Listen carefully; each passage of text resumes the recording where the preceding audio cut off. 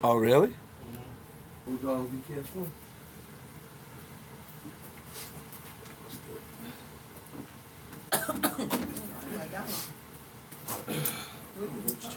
Here, B, take that one and slide that one over. Got three chairs. All right, ready? Well, we're good. I think we're good.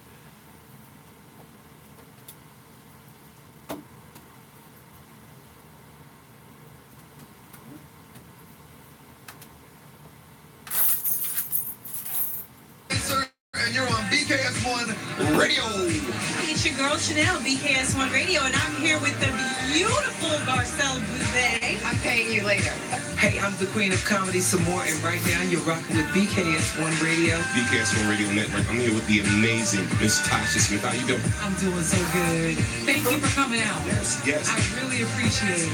Hello, Denise Boutte. Hey, what's up? Shout out to BKS1 Radio.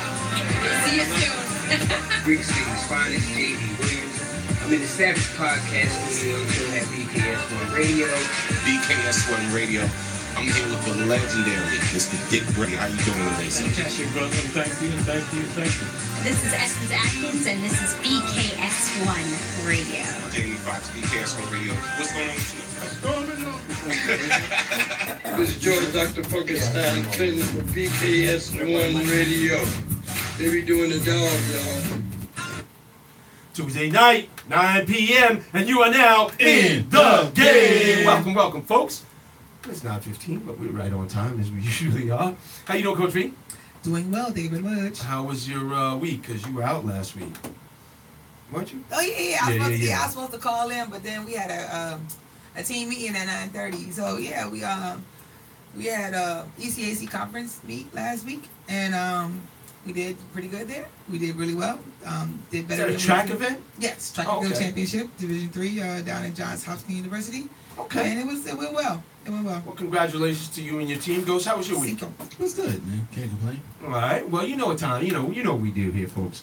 I'm a little bit, I'm not going to say I'm under the weather, but you know when you get that little thing in the back of your throat and you start feeling like that little unsoreness? That's where I'm at. But I'm a trooper, you know, and I love what I do here, you know, so I'm good.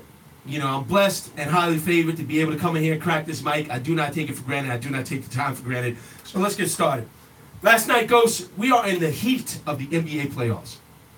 And by the heat, I mean the thick of it. Overall, the playoffs have been really disappointing, if you will, you know, in terms of the games. There's a lot of blowouts. You know, it's going back and forth. The series are close, but it's not like, you know, like what? Golden State blew out the Rockets by what? 41 goals? Yeah, 41. It was ridiculous. The first game? No, it was the second game. The third game. Third game. That was last night. Yeah, or the night before last. Before last. And then, you know, Cleveland blew out Boston. Boston blew out Cleveland. So it's a weird dynamic as to what's going on. Right. Now, the Boston Celtics had taken a 2-0 lead over the Cleveland Cavaliers, going back to Cleveland. Most recently, the Cavs have evened that series up. Coach V, what are your initial thoughts on the Cleveland Cavaliers evening up the series? Well, I got a lot of thoughts. Okay. But I'll just keep it simple for this opening segment. Okay.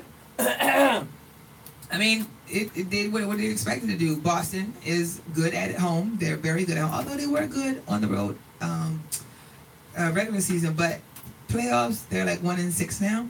Mm-hmm. So they're doing exactly what you would expect them to do. Cleveland, you know, they lost on the road, although they are a better road team, but they won at home, which is what they should do. So really, I'm not surprised about anything that has happened thus far.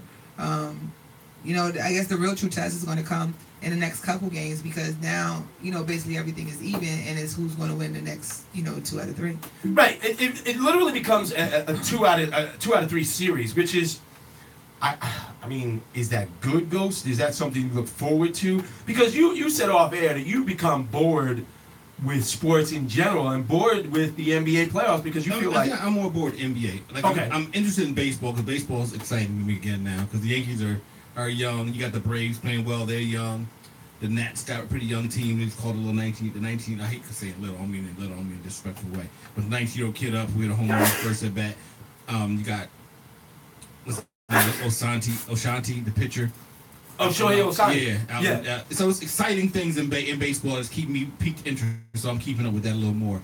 Basketball, it's just boring because it's like a foregone conclusion on who's going to be there every year. Right, and that really gets boring. Like you said, it's. But even you mentioned it before. I had to cut you off. Go ahead. Even you mentioned before, like back in the 80s and early 90s, it was the same teams. Right. But it just seemed like it was more competitive. It was more exciting. Right. Because even though the Bulls always made it, you had years where the Knicks were good, the Pistons were good, and their series were tough. Like the Bulls didn't just run through teams all the time. Right, there were battles going on. Yeah, they even had good battles with Cleveland lines, right. at the time. So it was, to me back then, it was a little more, even though it was the same number of teams, like Boston and the Lakers always went to the finals. Sure. But it seemed like, as a whole, it was exciting. Mm-hmm. Like, it wouldn't have shocked you back then if the Sixers beat the Celtics and went to the finals. It wouldn't have shocked you if the Pistons beat the Celtics and went to the finals. The Sixers could never really get it done. Just that 1 year. Yeah, they had 83. Just the 1 year. But, I mean, it wouldn't have shocked you. And that was after they if, picked up Moses, and Moses really came in and dominated. Yeah. Where did he come from? When he was picked up from what? Did he come from Houston? Yes. I thought he came from Houston. Yes. Yeah, I didn't want to throw it out there because I was trying to run it through my brain. But he came from Houston, and then he took the Sixers to another level. They only got that one championship in the 80s. The rest were divided, I think. The Lakers and Celtics. Boston had 4, Celtics had 4. So what is that, 9? The Lakers had 4, Boston had 4? I think the Lakers, Boston had 4. My computer's running jack. I can't remember. I gotta check it, but it seemed like it was saying the same two teams dominated. Yeah, it was like a majority of the. Right, you're right, because the Pistons didn't win until like the early 90s. Right. Right. But at the time when Boston beat them, it wouldn't have shocked you. Like Boston had to do a great play by Larry Bird to beat them in that one playoff series. Absolutely. So it wouldn't have shocked you if other teams won. Like now you would be legitimately shocked if Golden State lost. So basically, you're saying that Houston has no chance. Is that what you're saying? Everybody has a chance, but they would have to play perfect for 4 out of. And I don't think it's possible for them. I don't think they have enough consistent scores after James Harden. Chris Paul? What can you say you're going to consistently get from Chris Paul? Is it range from 15 to 25? I would. He's really going to need to have to put up 30, if you ask me, to really keep them and in. Then, like say, now it's just that too. So you can say 30 to 35 from Harden, right? If he does that, because he's going to get my internet running. Hold on, I'm going to get this internet running.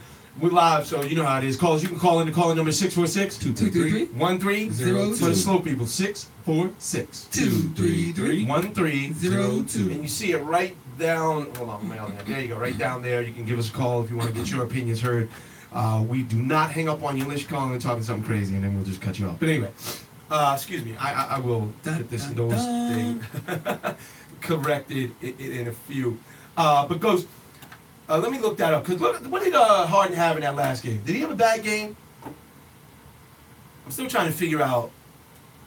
The game that just passed? No, the game 3.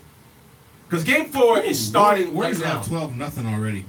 What? Warriors are 12-0. Not surprised. Coach V, you said you're not surprised. No, I am not. Do you think Houston has a chance? To win the series, legitimately win the series. No. No chance whatsoever. Yep, and I have my reasons. Well, give them to me. Give me the top 3 reasons why they can't win. It comes down to, as I told you before the show started, like Gregory and I have had this. And folks, if you don't know, hold on, let me just jump in there. I'm sorry to jump you. Gregory is Coach V's brother, her little brother, yeah. Gregory. But he's a grown man, obviously. He's not some child. He did play professional basketball in Europe, if I recall correctly. Correct? Yes. Okay, so he's a knowledgeable basketball player and an experienced, a former professional basketball player. Yes. What were you and Gregory talking about? So we were talking about. I called him up and I said, Gregory, I know I didn't play at your level, and I've coached, but I know I haven't coached at the NBA level. But to me, why do more teams not play a motion style offense? I said we all pretty much grew up with it in high school. Now, when you say motion style offense, define that for me. Motion, motion is just being an offense where you don't necessarily have a specific set. It is more like a read and react. It's what Golden State plays. It's a form of the triangle. Pete Carroll, he really ran a motion offense. Okay. And I said, well, why don't more teams run that? I understand in high school, that we pretty much every high school player ran motion at some point. You get to college, you don't do it as much. You ran more like sets. You have your, side out of bounds, underneath the basket, blah, blah, blah, sets like that. And then also you find out as you get into college and as you move to professionals, you have obviously more skilled players, athletically skilled. Sure. I'm not saying they're basketball fundamentally skilled, but they're athletically skilled. Sure. So you tend to get away with that because at most times you just give the best player the ball and let them go do what they want to do. And I think we get confused when they say, well, players just want to, they don't want to be hemmed in. They want freedom and stuff like that. But there is so much freedom in a motion offense. There is so much freedom in the triangle that people don't understand. And Golden State, and historically, teams that were very good, like the Showtime Lakers, the Bulls, the 80s, the Celtics back in the 80s, and even the Harlem Globetrotters. They're good. They're good because they play a motion style offense. And this is an emotion style offense means basically you're moving with the ball, you move without the ball, you're passing, you're cutting. It's constant movement. It's directed movement, but it's constant movement. You can translate that into almost like Brazil when they play the beautiful game. That's it's a lot of emotion, soccer. I think it's almost analogous to, not quite, but along that vein of in football, the RPO, run pass option. Okay. Because it's not a specific set, and defensively it is hard to guard because you have to basically keep your head on a swivel because you think you've stopped one thing, but then you got 2, 3, 4, 5, 6 other things that are possibly going on that can happen. And Pete Carroll wrote a book said the weak will take from the strong, basically talking about his whole offensive philosophy. So I just don't understand. Well, what was his answer? His whole philosophy, he was basically explaining his motion offense. He says the weak will take from the strong. Oh, okay. No, I'm saying what was Gregory's answer when you asked him why don't more teams play a motion offense? He said because it requires thinking, and a lot of players don't want to think. It's a read and react. It requires you to think past the first option. You go to the second, the third, and the fourth. And with Golden State, I don't see anybody beating Golden State. I don't care what analytics you look at. I don't care how many threes you jack up, because Golden State will always have a way to score. Sure. Houston, you can stop them. You can slow them down. But Golden State, you can't, because if you do stop the three, they can get the mid-range shot. They do, even though it doesn't seem like the mid-range game is there, they have a mid-range game. Mm-hmm. They have guys that have a mid-range game. Plus, they have the easy shots, and their offense is effortless. The first game when you saw Harden play, he got like 45 points for that. Mm-hmm. That was a hard for it. I mean, you know how hard it was. But Golden State is easy, it's effortless. That's why people want to go play for Golden State. And that's why when they said it's easy to guard Russell, we love playing Russell Westbrook. It's easy to guard him. And people go, oh, no, that's Russell Westbrook. No, what they're saying is that we know what he's going to do because he's ball dominant and he doesn't move without the ball. Russell Westbrook does not move very well without the ball. Ghost, your thoughts on Golden State and anybody's chance to beat them? I mean, I don't think anybody has a chance to beat them because you got 4 scorers who won't score. And I don't care what they did. They all did stand still offense. You got 4 shooters. So what's the likelihood of 4 shooters being off in a force? And even if one of them's off for one game, you got 3 other people who can score. And Kevin Durant, and you don't have to take. You can leave 2 of them on the court at all times. Kevin Durant's unguardable at 7 feet tall with that jumper. They just have an unstoppable offense. I don't even care what kind of offense they run. They just have too many people who are consistently scoring. It really is. I mean, it does seem unstoppable. Now, you can win a game here or there, but a 7-game series is is a truth teller. Mm-hmm. They say 99% of the time the better team will win in a 7-game series. Yeah. So it's hard to see anybody, like you said, goes beating Golden State. I hope I'm a LeBron supporter. I'm a Laker fan, but I'm a LeBron supporter. So I hope that he can get out there and really. First of all, he has to beat Celtics. Let's go back to that, because that seems to be a bit more of a competitive series. Give me your thoughts on the Celtics, who can't seem to win a game. What are they, 1-6 on the road and 9-0 at home? Yeah, 1-6 on the road and 9-0 at I home. thought they didn't win on the road. No, they won one game in okay. Philly. That was a steal. Yeah, that was luck. Didn't they go to overtime? Yeah. And what are your thoughts? Well, and Philly really blew that game more than Cleveland. I think Cleveland win the series because I got faith in Cleveland pulling one out in Boston because they could have pulled out game 2. Mm-hmm. It definitely if it goes 7. If it goes 7, I'm putting my money on LeBron to win game 7 over anybody on the Celtics. I just don't think. They say when teams go on the road, players who haven't had like your role players don't play as well. They do it at home. Absolutely. I have a little more faith in Cleveland's role players to step up for one game on the road because they have that experience. Let's talk about J.R. Smith. J.R. Smith is one of the veterans of the Cleveland Cavaliers. So hot and cold. But that's where I was going with it. But if he gets hot, he can get hot anytime. Right? And I have more faith that he'll get hot on the road than a Boston. Even though you've seen Jaylen Brown, Jason Tatum, and all these those guys. Those are role players. Those are starters. I'm talking about people coming off the bench. So you talk about Marcus Smart. I have more faith in people like Kyle Korver, like J.R. Smith, like Jeff Green, to have a big. I don't know. Jeff Green hasn't really done much for me. I'm comparing them against those people having a game on the road. Jeff Green hasn't really done much for me this series. I've been a little bit disappointed. I had higher expectations for him than he's produced thus far. So I don't know how I feel about Jeff Green just yet. The jury's still out on him. But folks, we also going to get back to a little bit. We're gonna have some more in-depth analysis because last week we had such a good time. We're gonna bring them back. We have the great Jamal Murphy and the great Gerard Hector. They both cover basketball in New York City. They cover both the New York Knicks and the Brooklyn Nets. Now, you can argue that covering those teams isn't really covering basketball, but, it is professional basketball. I'm making a big joke there, sorry. Covering the Knicks, it's not like covering pro basketball. It's just like a college team that has a pro logo. But anyway, I digress. So I want to talk about something a little bit serious that kind of ticks me off. Oh.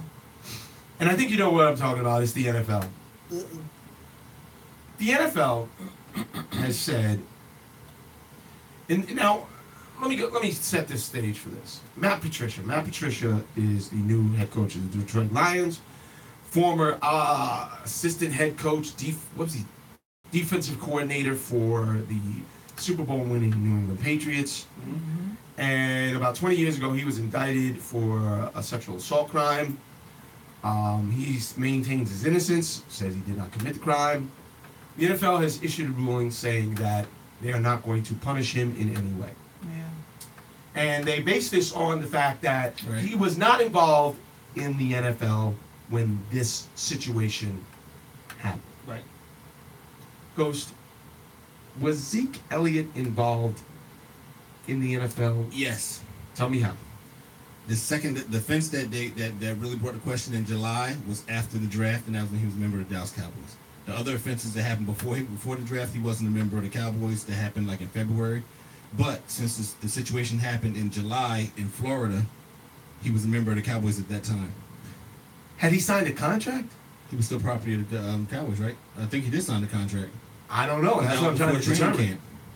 I'm sorry? That was before training camp. He was officially picked. So these events happened... That one event happened after he was part of the NFL. After he signed a contract? I'm not sure if he signed a contract, but it happened in July. And I was after the draft and Cowboys drafted him. I'm not sure when he signed the contract. Well, if he was drafted in April and he went to OTAs or rookie OTAs, then okay. Yeah, that's the difference there. Okay. Because I was about to get in the NFL's behind and say, look, you can't... what about Joe Mixon? Did that happen before? Joe Mixon was never suspended in the NFL. Right. Joe Mixon wasn't suspended. He was just, sort of vilified, if you will. And rightfully so. We don't condone violence against anyone. Men or women, we don't condone violence on any level. So yeah, he was vilified rightfully, but not everybody, but most people should be given a second chance. I do believe in that. Okay, so I won't go so hard at the NFL as I intended to, but it did sort of strike me as a little bit odd. The other thing that's going on is the NHL playoffs. Mm-hmm. You got a game, the words in sports is nothing's more exciting than Game 7 hockey.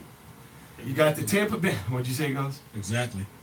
Yeah, Game 7 hockey playoffs is some of the most intense sports you're going to watch. It's an awesome sort of tension. It's a feeling. It's an emotion, and that's what sports is about for me. If I don't feel it, I don't care. I don't care when Pittsburgh's playing Cincinnati and Cincinnati's leading 2-1. Who cares? Bottom of the 4, I don't care. But I do care when the Texas Rangers are beating up on the Yankees 6-1 because that's my team. The Tampa Bay Lightning and the Washington Capitals went up 2-0 in the series, and then had the nerve to lose the next 2 games. To Tampa. So they went to 2-2. Mm-hmm. They go back to Washington, which Washington was playing Tampa was poorly. number one seed. Yes. Yeah. And Washington overcame their Pittsburgh Penguins demons. They go up 2-0. I'm listening to DC radio. Everybody's excited down there. They're saying, "Oh, the Caps got this." They lose the next 2 games. Last night, the Capitals win Game 6, and now tomorrow, I'm sorry, what is it? Capitals lost 3 games, and last night, Capitals win Game 6, and we're going to Game 7 playoff hockey. Goes, I don't know. Are you a big hockey fan? Yes. Are you really? I love hockey. I'm pulling for Vegas to win it all because it's their first year and that'd be something crazy. I think it was like 500-1 Vegas odds for them to actually win the Stanley Cup. And I'm pulling for Tampa to get through the East because they beat the Devils. So at least I can say my team got knocked out by a team that made it to the Stanley Cup Finals. Does that matter to you? Yeah. Really?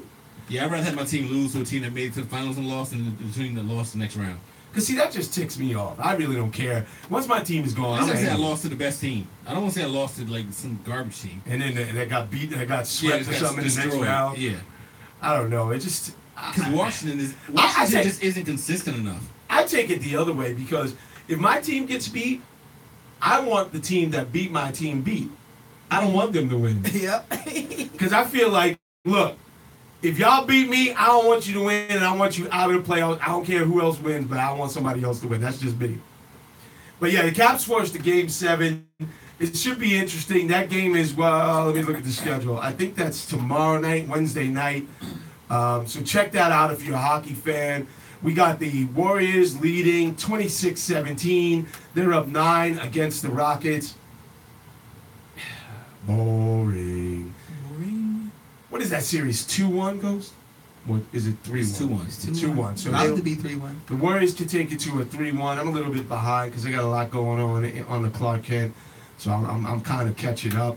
I did some traveling this weekend, so I'm kind of catching up on that. So I didn't get to watch everything the way I normally would. But we're going to have some good times. Folks, we're going to take a quick break at the bottom of this hour. We're going to get reset. I'm going to get all my computers going, and we'll be right back in about, give us 2 minutes after the break. We'll talk a little more basketball. We'll go talk a little bit more Yankees. He'll let us know what's going on in the major leagues, and we'll be right back with you.